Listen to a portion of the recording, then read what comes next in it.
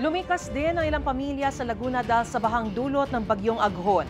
Ang mga motoristang naipit sa baha binigyan ng libreng sakay ng Armed Forces of the Philippines at Philippine National Police. May unang balita si Mav Gonzalez. Stranded ang maraming sasakyan sa National Highway sa Bae, Laguna kahapon dahil sa tuloy-tuloy na ulan, halos hanggang bewang na ang pinakamataas na baha. Pagsapit ng hapon, truck at bus na lang ang nakakadaan sa highway. Ang lalaking ito, napalusong kasama ang motorsiklo niya para makauwi. Ay, napakalalim. Lubog yung motor ko, yan, tumirik na. Oh, naglakad kayo? Ay, napakalayo po na nilakad ko. Dapat huwag nang magpapapasok dito. Talagang napakalalim doon sa gitna. Ang pamilyang ito naman mula Rizal, hindi rin makatawid.